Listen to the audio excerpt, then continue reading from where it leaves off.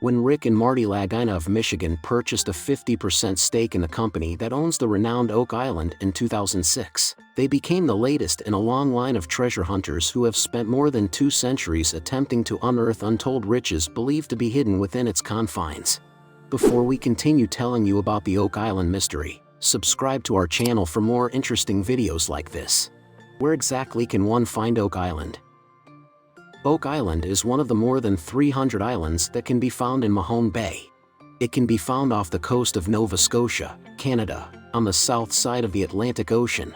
Because of the myths and stories that have circulated about the island ever since the late 18th century, many people are under the impression that a massive treasure is concealed somewhere within the 140-acre forest area. Although it does not appear to be much, Oak Island has a rich history that has been shrouded in mystery for over 2 centuries, which has kept treasure hunters guessing.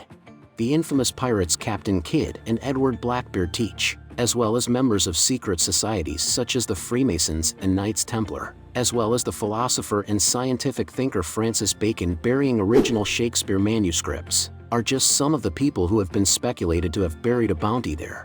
However, no hunter has been successful in making a fortune so far. Oak Island has always been shrouded in secrecy.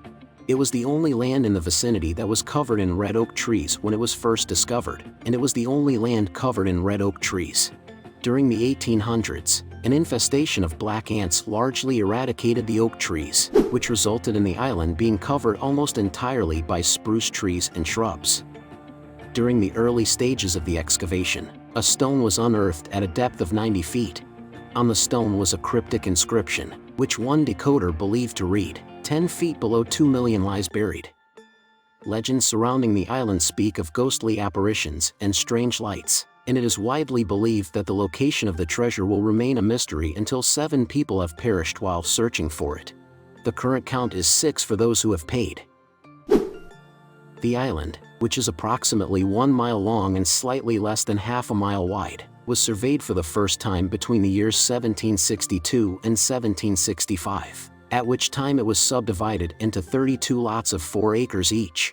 According to Darcy O'Connor, author of The Secret Treasure of Oak Island, the amazing true story of a centuries-old treasure hunt, the island was referred to as Gloucester Isle on a map that was created in 1776 by British cartographer J.F.W.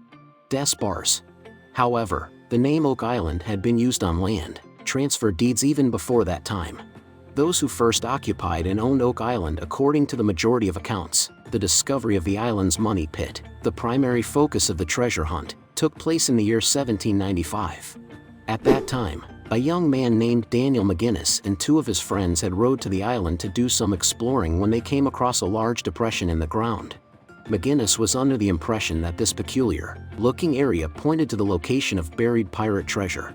After all, Mahone Bay was well known throughout the 17th and early 18th centuries as a haven frequented by infamous pirates.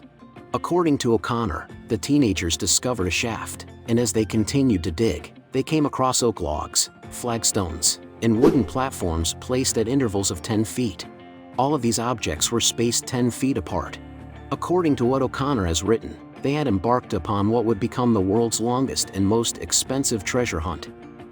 Randall Sullivan, author of The Curse of Oak Island, the story of the world's largest treasure hunt, writes that the 3 eventually purchased land on Oak Island, as did Samuel Ball, a former slave. In the book The Curse of Oak Island, the story of the world's largest treasure hunt, Ball eventually acquired 9 lots, which made him the most significant landowner on the island for a time. Sullivan writes that there have been allegations for over a century and a half that the young men who discovered the money pit, along with Samuel Ball, did in fact find a treasure there, which explains the young men's apparent sudden prosperity in the early 19th century. The Lagina brothers, Rick and Marty, put in a lot of time and effort to try to figure out the secrets of Oak Island. According to Dan Conlon, who wrote Pirates of the Atlantic, Robbery, Murder, and Mayhem, in the years that followed, pirates were responsible for a lot of mayhem. Off the coast of the Canadian East Coast, treasure hunters used shovels and picks in the 18th century, steam pumps and drill bits in the 19th century, open pit mining and bulldozers in the 20th century, and high-tech tools today. In the 18th century, treasure hunters used shovels and picks. But in spite of the progress made in technology, cave-ins and flooding have led hunter after hunter to give up on their quest.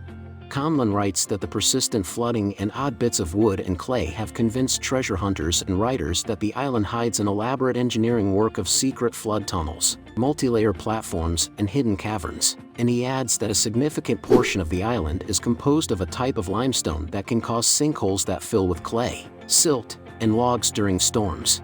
However, this has not prevented numerous people from looking for treasure in that location. The authors of the Oak Island Mystery Solved, Gordon Fader and Joy A.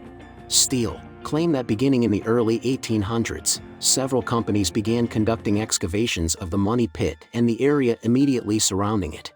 Among these companies was the Old Gold Salvage and Wrecking Company, which began conducting excavations in 1909. Treasure hunters are familiar with a former president of the United States.